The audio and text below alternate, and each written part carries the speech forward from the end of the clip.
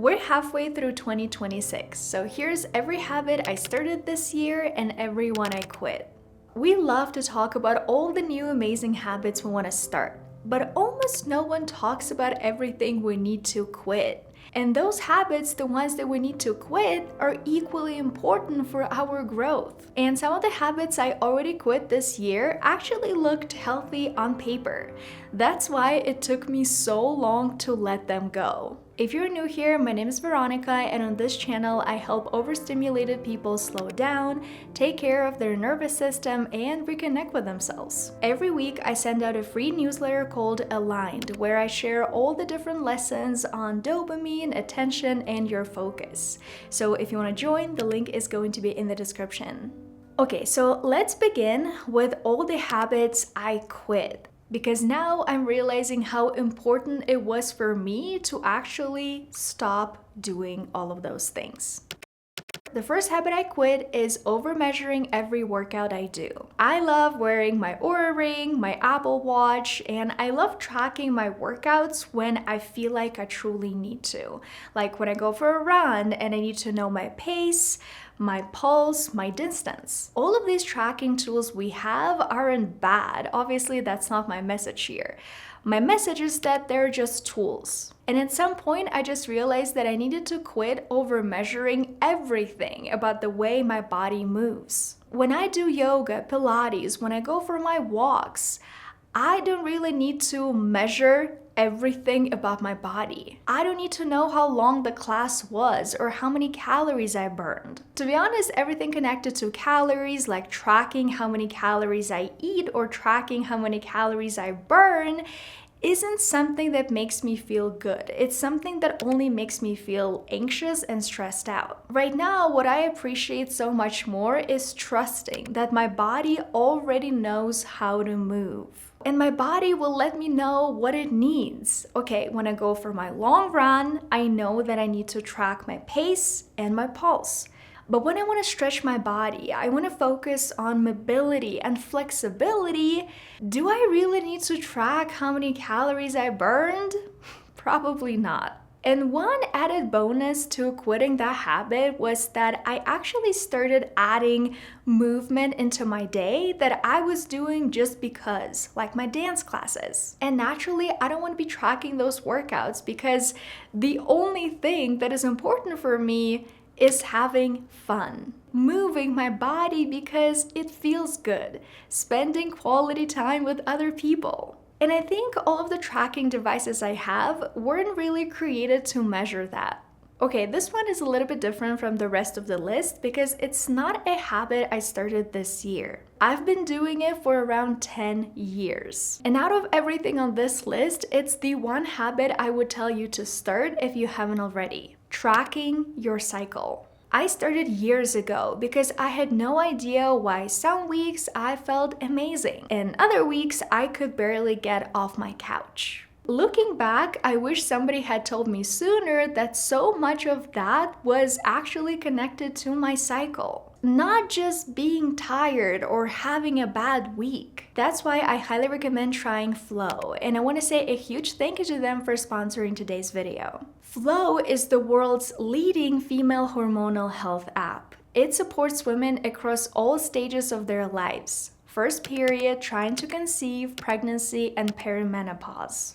I actually first found out about Flo back in 2016 because my mom recommended it to me and I fell in love with it immediately. Flo tracks over 70 symptoms, not just your period, so it can help you notice patterns like how your energy might dip before certain workouts or why your mood could shift out of nowhere. It also gives me a heads up on when my next cycle is likely to start, and if something looks like a common symptom pattern, that's usually a nudge for me to mention it to my doctor. There's even a doctor's report feature, so everything is laid out in one place for my next checkup.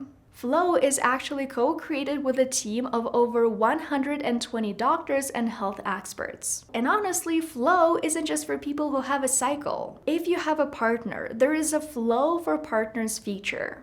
They get their own updates so they can actually understand what might be going on with you instead of just guessing. I think that's such a small thing that makes a real difference. If you want to try Flo, I have a code for you, Veronika40. It gives you 40% off their annual subscription. The link is going to be in the description, or you can scan this QR code right here.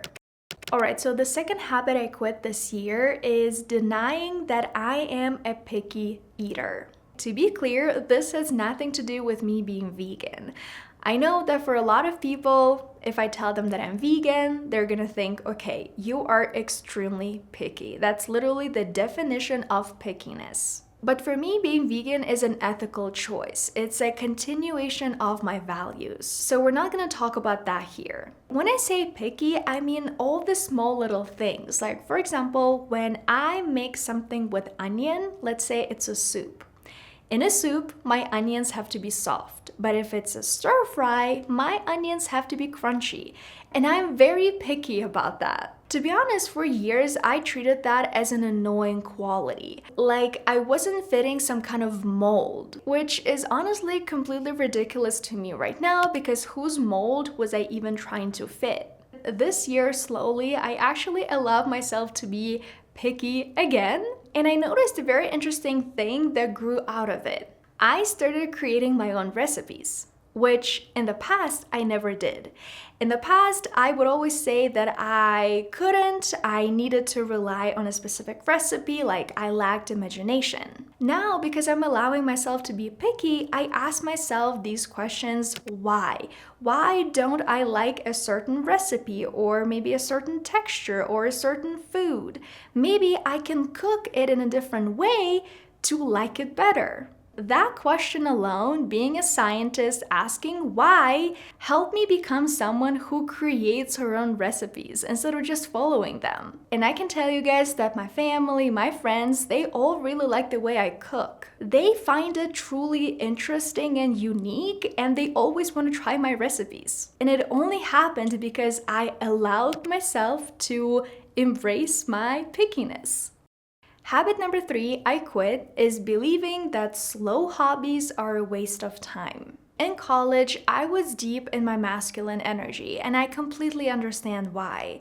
I was in a new city, in a university, surrounded by people who were completely new to me. And I felt like if I allowed myself to do something slow, that meant I was doing something unproductive. And for me at that time, productivity was like a measuring stick. Everything I did had to be productive.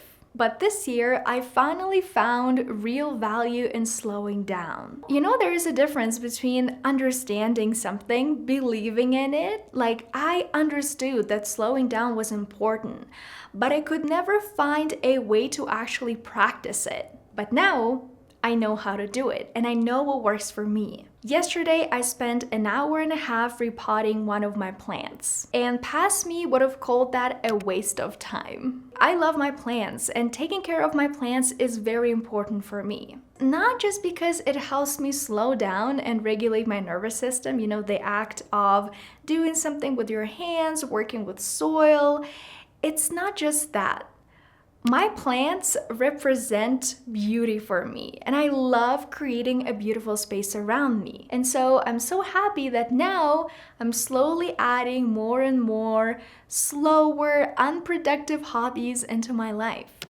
Habit number 4 I quit is believing that reaching a goal means adding more. I used to think that reaching a goal always meant adding something. If you want to learn foreign languages, you have to be learning a lot of them at the same time, or you have to create a very rigorous learning routine for yourself. If you want to exercise, you need to pack your schedule with workouts. And if you miss a day, you have failed. That belief led me to a point where I was learning Spanish, Korean, English, Chinese, all at the same time. And my brain was honestly exploding. I was completely burned out, and at some point, I lost the why. Why I wanted to learn every single one of those languages because I was so exhausted. Now I understand the value of subtracting instead of adding more things and packing your schedule. And this little habit of subtracting is something that has been helping me so much this year in 2026 specifically. When it comes to my foreign languages, I am only learning Spanish right now because, the fact that I work in English, I communicate in English is already enough for my brain to be exhausted. And so learning Spanish is my number one priority.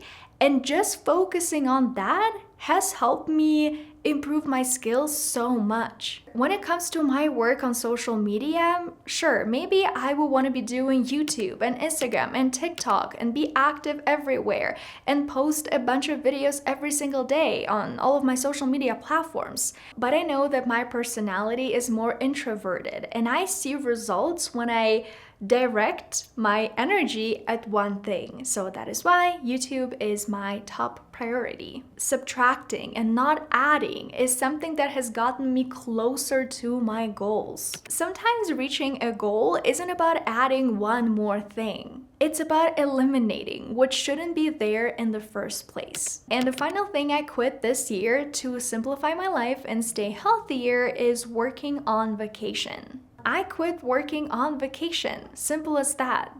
But unfortunately, when I was 20, 21, 22, I loved working all the time because I felt really anxious the moment I stopped. I felt like if I stopped working, everything would crumble, everything would fall apart. And again, I understand why I lived through that pattern. I moved abroad when I was 22.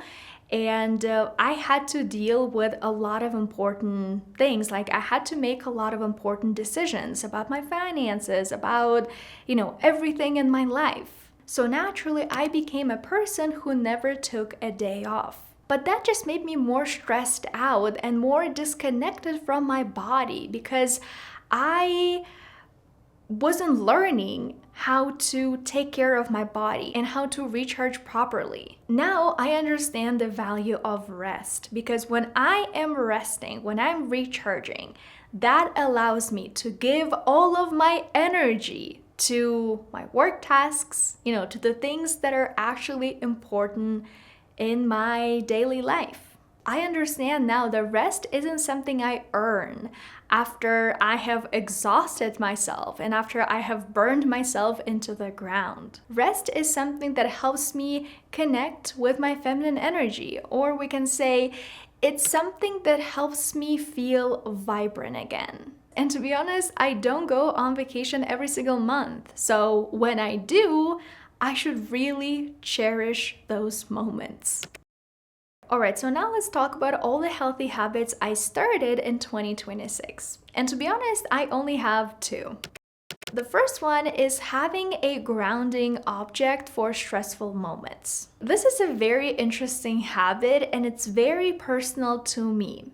But the underlying principle is learning how to reconnect with your body instead of spiraling into something super negative. So I have this ice pack that I use every time I record my YouTube videos because I really like touching something cold.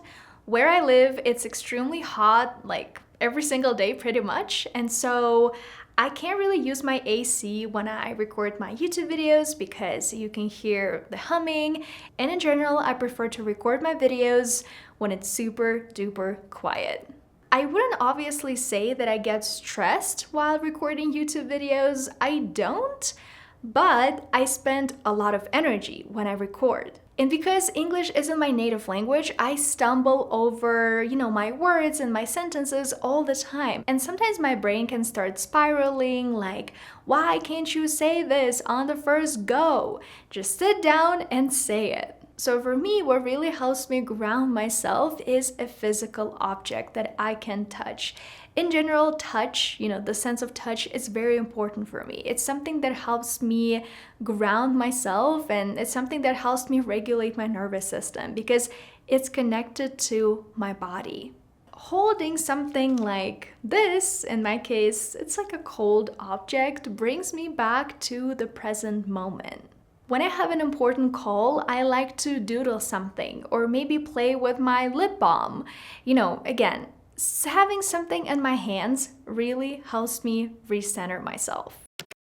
And habit number 7 is audiobooks instead of giving up on reading. I gotta be honest with you guys and say that I've noticed by looking at my habit tracker that I haven't read a single book in like 3 months. And instead of spiraling into what's wrong with me, I'm a failure, it's my character flaw, I decided to ask the questions why. Why was it difficult for me to continue my habit of reading? Was there anything I could do to make it easier, to make it more fun? And to be honest, the reason why I wasn't staying consistent with my reading habit is because for my work, I have to read a lot. When I'm preparing these videos for you guys, I'm on my computer, I'm scripting, I'm reading books, I'm reading research. So when it comes to my free time, the last thing I want to do is look at a screen again, or even at a physical book, because my eyes just feel strained. So the solution that came to me is something that's completely new: listening to audiobooks. I never had this habit in the past, and honestly, I was never interested in nurturing it. But now I realize that it is the only way that I can keep this habit of having books in my life alive. When I do my chores, when I go running, or when I choose to lay down on my couch with my eyes closed, I can always listen to an audiobook. And if I open my habit tracker right now, I can see that I have been consistent in this habit every single day. Just like that. 3 months of reading nothing, 3 months of barely having books in my life, to having books in my life every single day. That is absolutely insane. My story with this reading habit just proves everything behavioral science is trying to teach us. Oftentimes, the problem is not your habit itself. It's the way you try to approach it, because maybe this approach isn't really working for you. And for me, sitting down to read a book wasn't really working for me anymore. So I needed to change that. I needed to change the approach. And maybe also look at the habit of reading from a different angle. Zoom out a bit. That's why now the habit I have in my life isn't really reading, right? The habit is having books in my life. And that is enough.